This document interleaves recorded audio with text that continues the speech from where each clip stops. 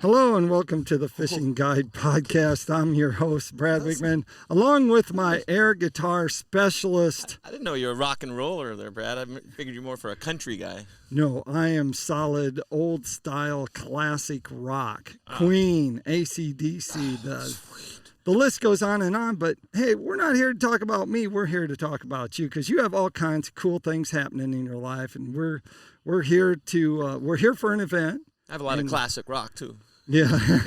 But we can talk about that later. We're here to find out about the event that we're here for, and also tell us about what's happening in your life in general, business-wise. Well, we got lots of stuff going on, Brad. Obviously, we're here in Rock Island, Tennessee. You just made the journey. You showed up at a half hour early, as I forgot that I should have predicted. You're never late. I like that about you.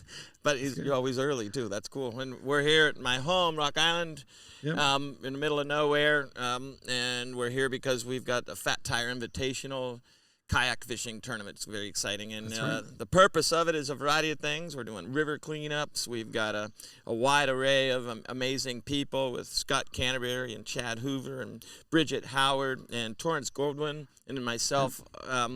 Going to be down on the Caney Fork River, paddling past epic waterfalls, hopefully catching some big fish and doing a river cleanup. It's going to be fun. Yeah, it's going to be all kinds of good stuff. So we'll post about that, and we'll send all kinds of things going out. So you'll be able to check social media for all the things on it. But let's go to it's World Cup. Is that what it's called? You're talking about whitewater kayaking now, Brad. Yeah. It's like fishing, but different. That's right. So this is kayaking, just like kayak fishing, paddle, except there's no fishing involved. Right. So we had the U.S. Olympic team trials for Slalom were just a few weeks ago in Charlotte, North Carolina. And there's a new event that's adopted for the 2024 Olympics. I call it boater cross, like border cross, head-to-head racing. Right. But for the Olympics, they dubbed it extreme slalom. And it's basically you come off a big ramp, 4 people at a time, and then it's just a battle to the finish with upstream gates and stuff to mix it up. And it's something I've done really well with over the years and won a lot of those. Anyway, I'm really good at that sport. Yeah.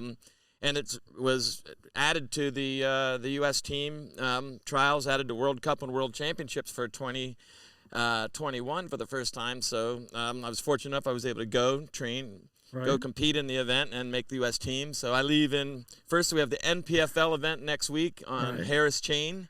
Yep. I get back on Sunday, and then I pack my whitewater boats and head to Nashville and fly to Munich, Germany, and then drive to Prague, Czech Republic, compete in the World Cup there, and then then there's 1 week in between to train in Merkleberg, Germany for the second World Cup, and then we'll come home, and then later in the season there's the World Championships and the rest of the World Cup events. So it's going to be a lot of fun to line up against all the 20-year-olds, That's a lot of paddling. That's a lot of paddling. It's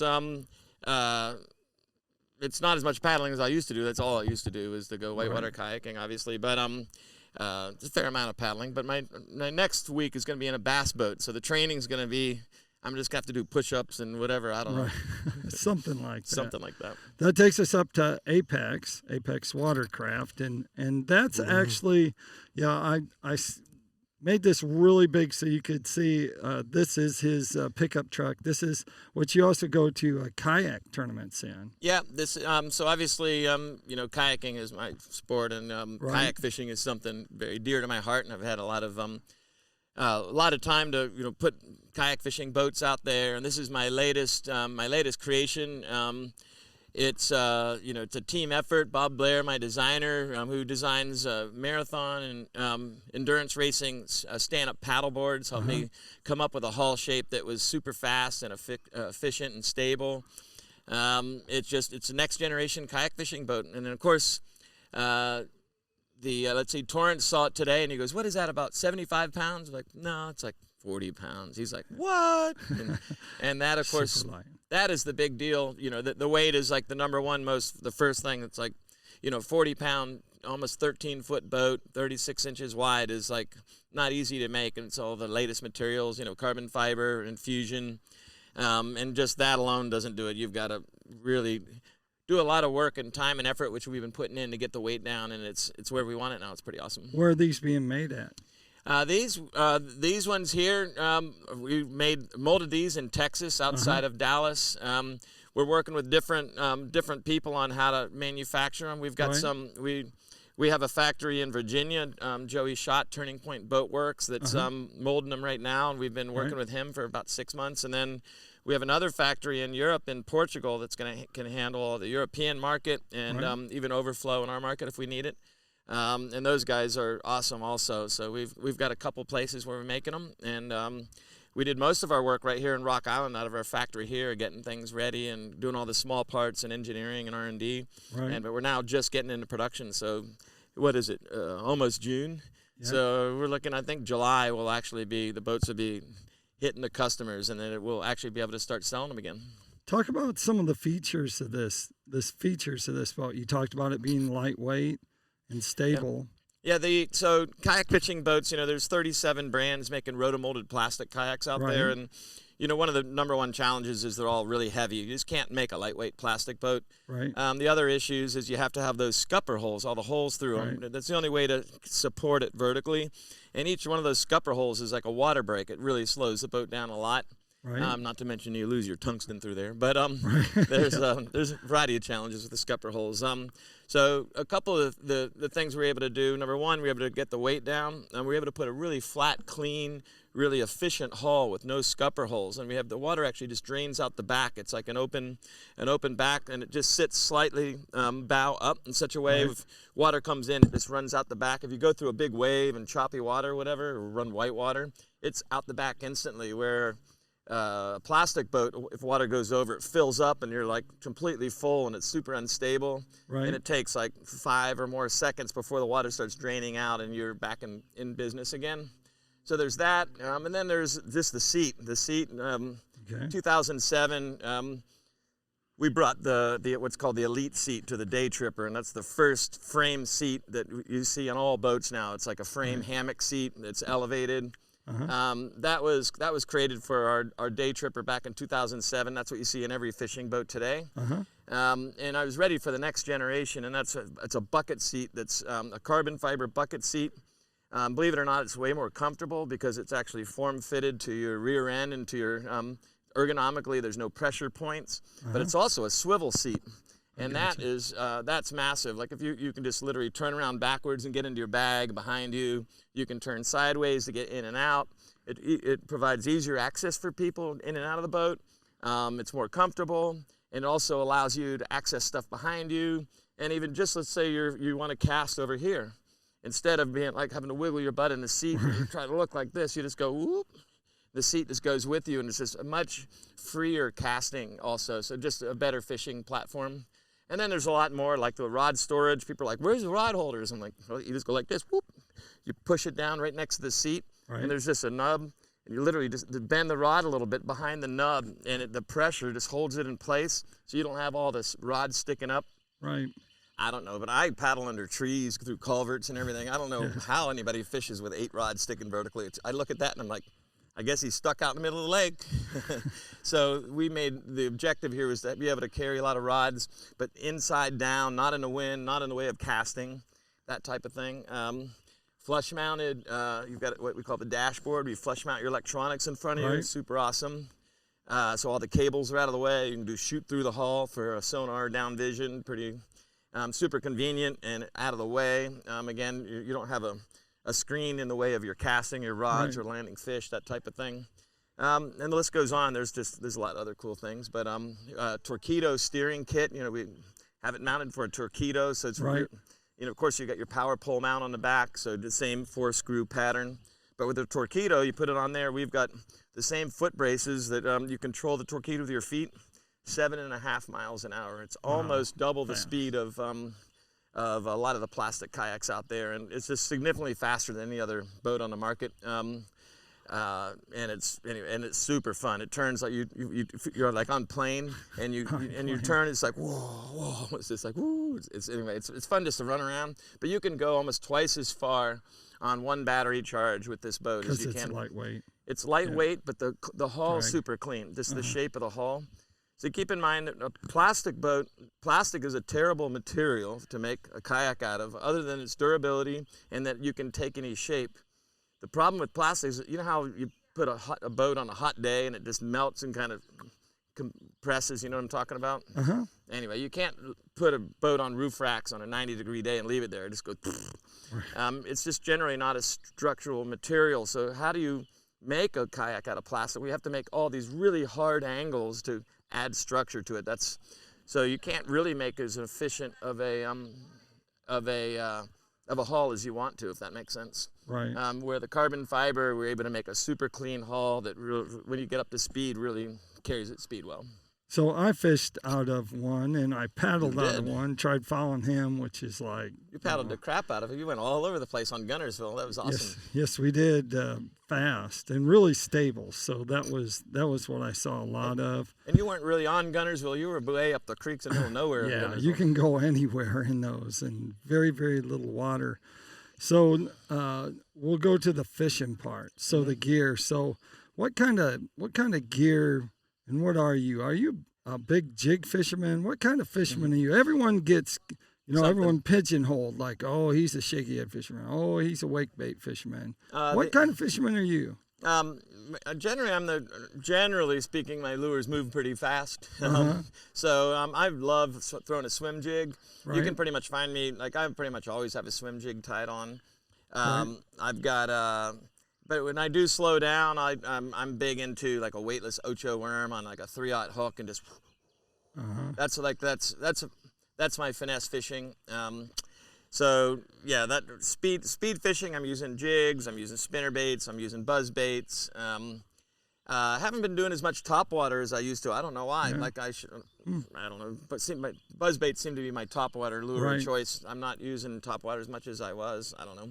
But generally speaking, I like to cast, so you don't see me flipping very much. I'm always launching. I like to skip, that type of thing. So that's for me. It's like, I don't know. The casting to me is part of the game, and I like long casts, hard casts. So you're fishing in the National Professional Fishing League.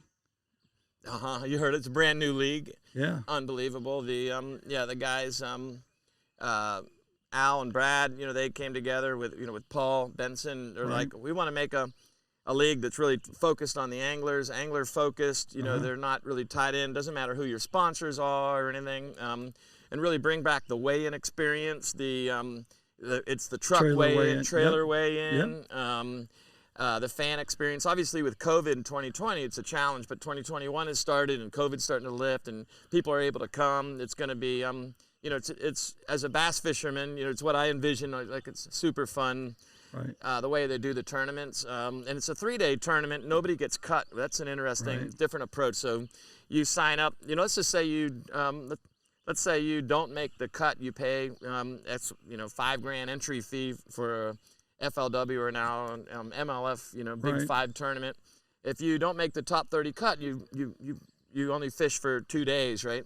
Here you get 3 days of fishing. I like fishing, I've made cuts, but I've gone many tournaments without making a cut. And only fishing 2 days and going home isn't nearly as cool as being guaranteed to fish to the end zone. So you've got all the way to the end zone. You still have a fighting chance of either, winning, placing top 10, getting a check or whatever. So I like that a lot. Yep. So, it's what you got? No, we have to go. One more thing is. What's that? What are you going to do with those? This is, is that... we'll just run to Tackle Time. Tackle Time, of course, is sponsored by PICO Lures. They make all kinds of crankbaits and jig heads and soft plastics, all the stuff that you need to go fishing for any kind of game fish. PICO Lures has it. You can check them out at picolures.com. And our other sponsor, of course, is Smith Products. And Smith Products has a whole line of tools for fishermen, which is pretty cool. And I haven't used these ones yet. Show me. Yeah, well, they're not rusted. So that's the reason why. Well, that's the reason why the Lawaia is a 6.5-inch pliers, and that's one of their can you most cut braid popular with the tires. little clippers? Yes, I believe so. You cut braid, and you can do just about anything. You smash a split ring or whatever grab you quick. need. You can straighten your hooks out and everything. There you go. Everything you need to know. That's awesome. These are Smith, huh? Smith products. So make sure you check them out at smithproducts.com. That takes us back to, it's a nice, hot, warm day in Tennessee. What would someone possibly drink, an adult beverage, out here in Tennessee? Is there one that you prefer? Are we plugging sponsors right now? Well, I mean, at my house, if you go on my back deck, you'll see a Fat Tire beer neon thing, and when that thing is on, the kegerator's open. So anybody, anytime, we've got a whole bunch of glasses off to the side. It's cooled down to about 30, I don't know, 5 or 6 degrees, you know, and you just go. Fat Tire. Anyway, that's it's one, and there's reasons for that. So the Fat Tire, there's a lot of beer out there. Right. Fat Tire beer, as of 2 years ago, I don't know what the number is now, it already put over $26 million of cash into protecting the outdoors in a variety of ways. They're really strong, and their focus wasn't fishing. They weren't into fishing at all. It was like kayaking and mountain biking and rivers and mountains, but all the same stuff, you know, water quality, air quality, protecting the woods and everything. But now they're getting more into fishing too. So like they're sponsoring this event, and they have fishermen on board, and they're looking at, you know, total conservation. So they're getting into that space as well. And besides the fact that I'm a beer drinker, and ale specifically, and Fat Tire is something I've been drinking since the 90s, going to Colorado whitewater kayak events. They've always sponsored those events, and I used to come out of my RV on a Sunday morning, and there'd be a case of Fat Tire beer sitting by my steps. I'm like, whoa, I love these guys. It was like Christmas every day. Christmas, it wasn't every day, but every like after events, like 'cause they know I'm drinking Fat Tire and enjoying it, whatever. And I didn't even know who it was. I just know that there's beer sitting there, and I'm like, man, one day I want to get sponsored by these guys. And sure enough, I've been lucky enough that has happened. This guy, Tyler Weedy, looked me up, and I'm like, whoa, wait, Fat Tire wants to sponsor me? Like, I'm in. Like, let's go. Like, step one, I got to have lots of beer. Kegerator. Kegerator, yeah. I mean, Kegerator's the bomb. I mean, yeah, sure, drinking out of bottles and cans are fine. But from a conservation point of view, the number one negative impact making beer has on the environment is the packaging. It's the cans and the bottles. Even if you recycle them, drinking out of a kegerator, you know, the kegs themselves, you take them back, they refill them. The glasses that you're drinking out of, you wash them, you bring them back. So it's just the beer. So you eliminate 2/3 or more of the negative environmental impact of beer by drinking out of a keg. So I'm doing my part for the environment. I drink a lot of keg beer anytime I can, and I walk by that keg, I'm like, ooh, I gotta have another beer. Anyway. It's important that you do your part. I do my part. You don't have to bend my arm to have a beer. I was just actually thinking it's noon already. Like lunch beer is good to go. Like I can't believe I'm sitting down here in my driveway and my kegerator's all the way up there. Like, can I go get a beer? I'm sure the cord only goes so far. Okay, we'll wait. But that's all good. Hey, if they wanted to check out more about you, where would they go? You have an Instagram page, Facebook page? Yeah, my Facebook is eric.ej.jackson. That's my fan page. Check that out. That's where I probably put most of, like if I'm going to upload a video, it usually goes there, or longer stories and that type of thing. I have a YouTube channel, Eric Jackson Kayak. Okay. Instagram page is Eric Jackson. No, it's EJ Kayak. Sorry, at EJ Kayak. Okay. And I have another EJ Kayak one. I don't know. My LinkedIn is Eric Jackson Kayak. I do some posts on there too. But and then apexwatercraft.com. You can see stuff about the boat. But yeah, on Instagram, I do a lot of posts, and if you look at it, I do a lot of family posts. Like I just taught my 12-year-old how to Eskimo roll a kayak, a whitewater boat, and which is very exciting because he's my third child. You always like to teach your child. You want them to enjoy the same things you you enjoy. Just for very selfish reasons, like I want to go whitewater kayaking, and if he doesn't want to go or can't go, and I go whitewater kayaking, in that moment I'm not being a very good dad. I'm just being a selfish guy who wants to go whitewater kayaking. Well, I'm going to do that either way, and I'm just going to be the selfish guy that goes whitewater kayaking, leaves the kid behind, but then the kid wants to go whitewater kayaking and learns how to do it, comes with me, then I'm a good dad. So it's like, am I a good dad or bad dad? Well, that depends on the kid, really. So I've been really fortunate that my daughter, who's 31, and my son Dane, who's 27, they're both world champion. Emily and Dane. They're both world champion kayakers, top of their game. I was lucky that they paddled with me every day. So, you know, my wife's friends would say, "Oh, your husband's such a good dad. He spends so much time with the kids." And I'm thinking, whew, man, if they wanted to play soccer or something, they'd be like, "Man, your husband never spends any time with the kids." So anyway, so teach your kids what you love, and it's being easy to be a good parent. There you go. Fathering advice with EJ. That can be your podcast show. We'll see how that goes. But anyway, thanks for tuning in.